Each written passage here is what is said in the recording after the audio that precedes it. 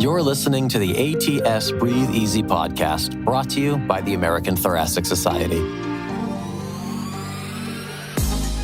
Hello, everyone. My name is Amy Attaway, and we are here with another episode of the ATS Breathe Easy podcast.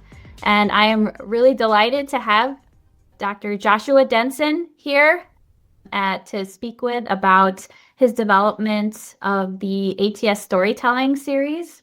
We're really excited to hear about that. Dr. Denson is an associate professor of medicine at Tulane, ICU director of their medical intensive care unit, and vice chair of education for the Department of Medicine. He's also a physician scientist with research interests in patient outcomes in the ICU, provider burnout, and transitions of care. So welcome, Joshua. Thanks so much for being here. Thanks, Amy. Josh is fine, by the way. Josh, okay. So I think we're excited to hear about how you developed the ATS Storytelling Series, and that's talking about mid-career transitions, I believe. How did that kind of develop? And it's a personal story, right, for you? A little bit. I've been involved with the ATS for a long time, probably since I was a resident, and before even early career, still as a trainee.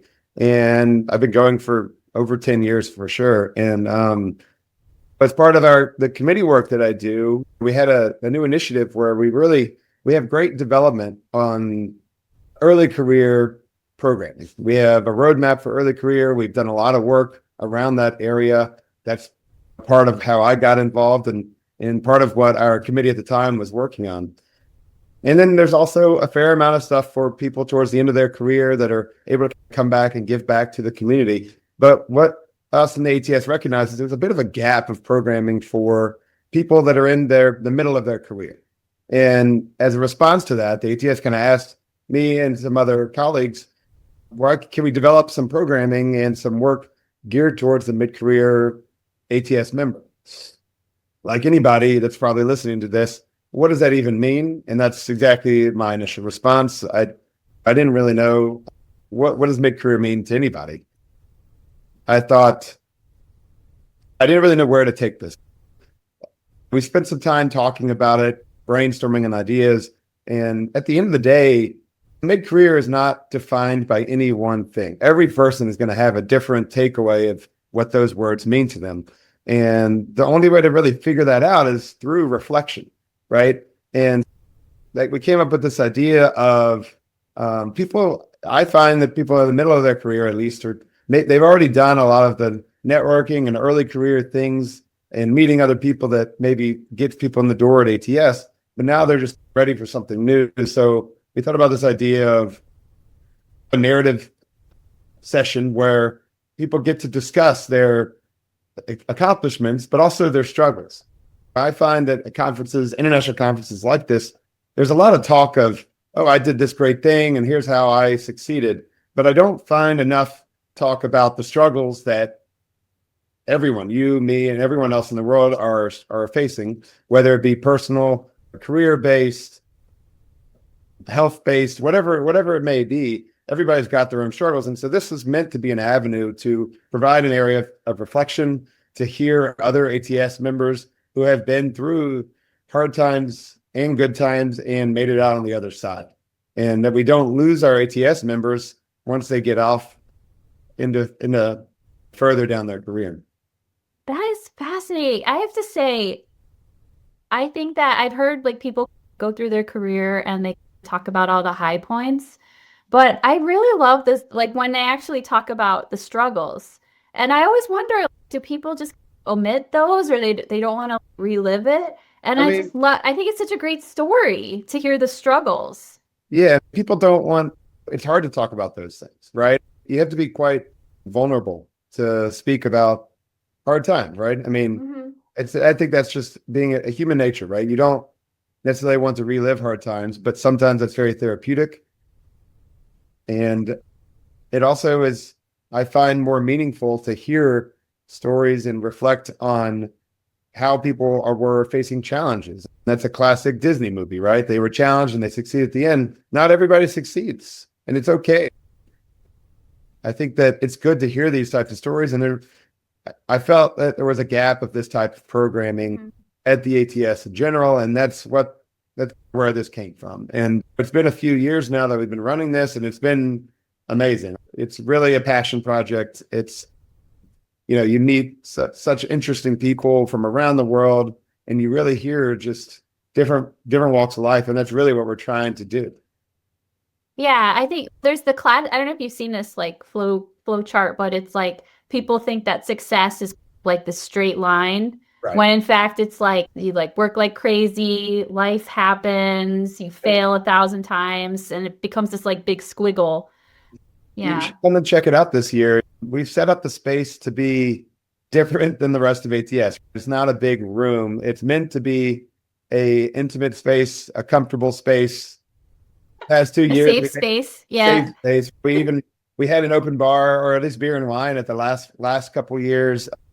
And it's meant to be somewhat relaxed. And we do it in the afternoon, Sunday and Monday at 4 p.m. right after everything's wrapping up and people are either walking out. It's held in the forgetting the name of the area, the main general area, where all the other kind of industry things networking. are. Yeah, the networking super center. Yeah. And so it's usually set up in that area. So sometimes it can be a little trickier to find. It's really great space. People that come, we've only been doing it for I think 3 years now. And we already have returning customers that I love this. I come every year, and they make sure to come, and it's a getaway from the rest of the conference for people. Like a little therapy session. Yeah.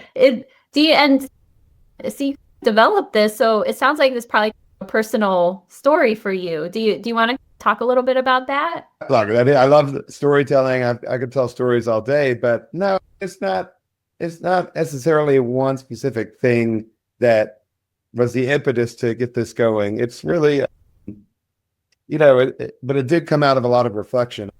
I guess I am technically now mid-career. I'm an associate professor, and I have a few kids and a busy life with a spouse that works, and a family with health problems that we have to deal with. And to me, I think that is what people need to hear. They need to know that everybody's dealing with a family member with cancer, or taking care of an elderly parent, or taking care of a newborn, but also being pressured to work really, really hard. And so for me, myself, it wasn't one specific story that was the impetus for it, but I empathize with all of these stories. And maybe one day I'd be lucky to be able to tell that story, but it's not as exciting as I think maybe others think. I'm excited to introduce a new benefit. ATS Now is a multimedia platform that's AI-driven and allows you to search ATS content for what you need to learn about and know more, whether it's ATS conference material or webinars, etc. It's really tailored to your needs and when you need them. It's like Netflix for pulmonologists. All ATS 2026 registrants will receive a free 1-year subscription for ATS Now. It sounds like you got together with a bunch of people and defined it, and talked about like what it means to be mid-career. I think, and you've spoken before. Things seem a little bit more laid out early career, but then mid-career, you're at the stage where you're trying to define yourself. You're trying to make that leap. So that's the thing. Early career, you come out of your training, whatever that may be, and you're saying yes to a lot of things. You're like, yeah, you know what? Maybe I like that. Let's try that, or I'll try this, and take on a lot of things. And you're working. You're staying up late. You're getting up early. You're putting in the time. You're balancing home life. It could be a lot simpler at the time. And you have a path. Look, I got to put my time in. I know I got to work. Once you kind of get through that, it becomes, I find, for most people I talk to, a period of transition in that, and I'm in academic medicine, but this is not only in academic medicine. You could speak to anyone in any career, whether it be not just in medicine, but in medicine, let's focus on medicine. Anyone that's in private practice, that's in hospital employed practice, that's in industry, that's in research, PhD only. We're attuned to have these several years of blocks where we're going through our education, preparing for the next step. Well, what I find, I tell my trainees all the time, I'm like, look, don't rush to the next step. Because once you get there, once you kind of get into your career, you're there. There's not a next transition that's set up to occur. And I find that that's where a lot of people that I speak to about this, they feel like they resonate with that because it's true. They're not going on to another fellowship. They're not moving on to another thing. They have life and it keeps moving forward, whatever that may be. And sometimes things get more difficult. Things get more real as you get older. Some people are transitioning to maybe a new job. Maybe they're like, I'm tired of my job. I think I want something new or fresh, or maybe it's a new project, or who knows? Maybe they're getting divorced and they're going through those struggles. But there's all kinds of different transitions that are occurring in the mid-career that I don't think are talked about like we talk about the ones that are occurring in residency and fellowship and immediately post-fellowship, things like that. Mm-hmm. Yeah, I think one of my takeaways, I guess I think I'm probably still early career, but like sometimes you have to try things and sometimes you have to try things that you maybe weren't thinking you would like. So I never thought I would love like working in a wet lab and doing pipetting and because it just, your experiments fail and you smudgy Western blot, just something fails. But I don't know. It's once you get in it and then you just all of a sudden you find yourself just really enthusiastic about it, really excited. So that's what I always tell my trainees, like maybe just even if you're not sure, you can always just try something out. You don't have to fully commit. Maybe but sometimes you'll surprise even yourself. That's the thing. When we started this thing, they were like, hey, let's do something. I'm like, let's see how it goes. And it was really fun. I look forward to this session every year, helping find the good speakers, people that with a lot of energy. Everyone's got a story to tell. So it can be anybody. It's just, what is their energy and ability to captivate the audience?